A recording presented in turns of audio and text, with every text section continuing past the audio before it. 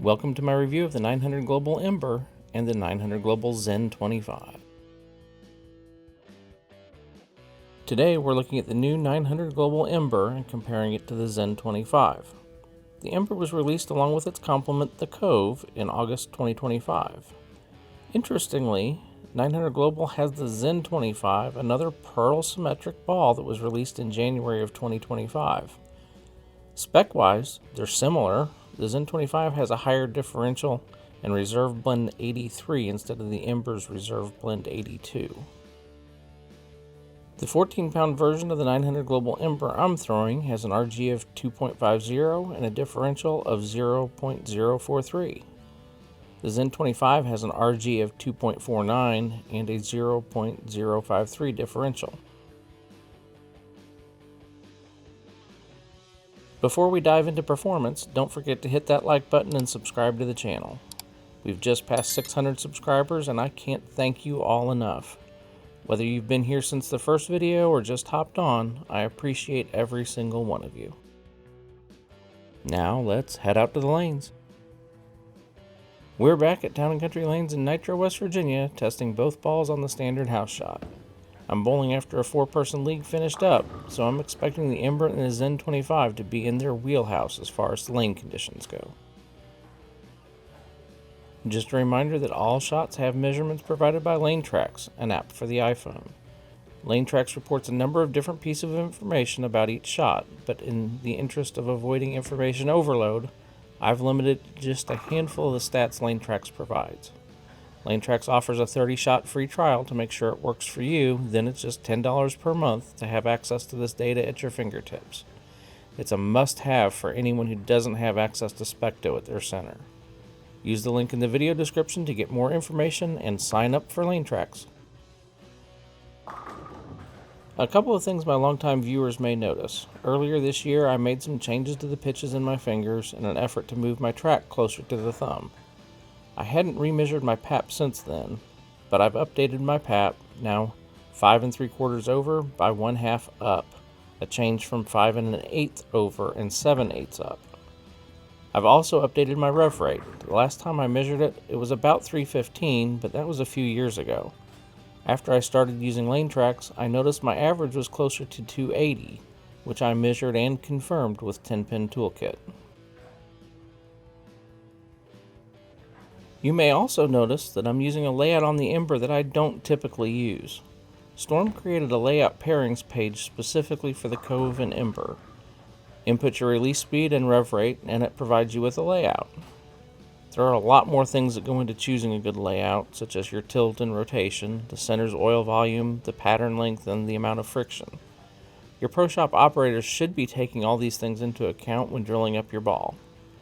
But I figured I'd give it a shot and see what the results were. Turns out it's not far from how I typically drill my symmetric balls up. The recommendation was 4.5 by 4 by 2.5, compared to my normal 5 by 4 by 2. I don't expect to see much of a difference compared to my standard layout. The Ember and the Cove share the new Magna AI core and were designed with the intent for them to be complementary balls.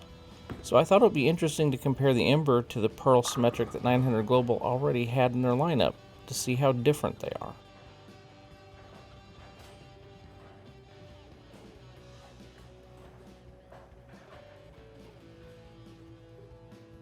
I was late drilling up my Ember because of how busy we've been at the shop, so I'd heard some great things about it and was very anxious to finally get a chance to throw it. My expectations are for the Ember to be very similar to the Zen 25, possibly just a bit weaker. With the power edge polish on the ball, it behaves like you would expect. It gets down lane easily and reacts to the friction off the end of the pattern, but it's not so wildly angular off the pattern that it's uncontrollable.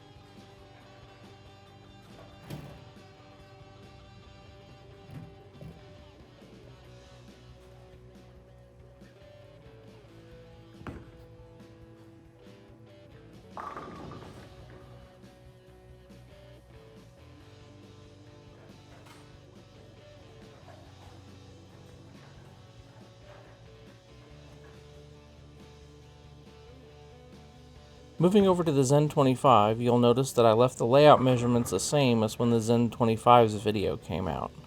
I haven't remeasured what the layout would be now that my PAP has changed, but I would expect the pin to PAP distance has gone up by 1/8 to 1/4, and the pin buffer has likely gone up about the same amount. If my assumptions are correct, I wouldn't expect to see a huge difference in performance with the new PAP.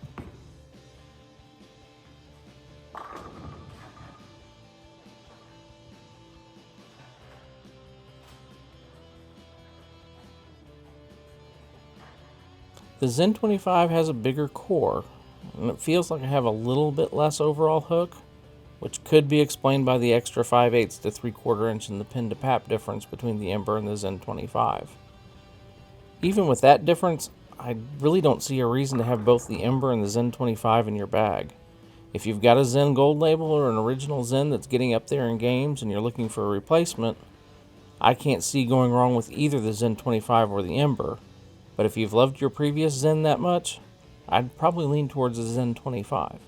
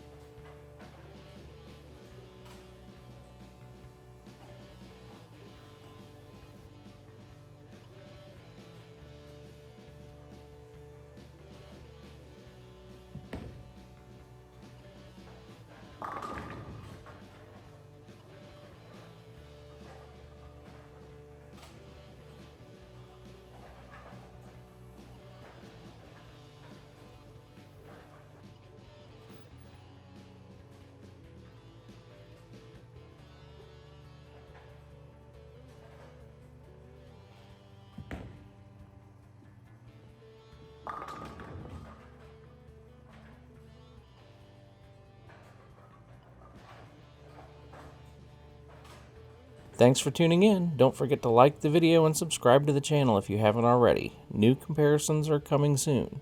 Huge thanks to Town & Country Lanes in Nitro, West Virginia for letting me shoot these videos, and to my partners. Storm for making the best balls in the game, Vice for the inserts and interchangeable thumbs I rely on, and Bowlifi for keeping me comfortable and looking good on the lanes. Visit your local Storm VIP Pro Shop to check out the latest from Storm, Rotogrip, and 900 Global. Until next time, keep chasing perfection, one frame at a time.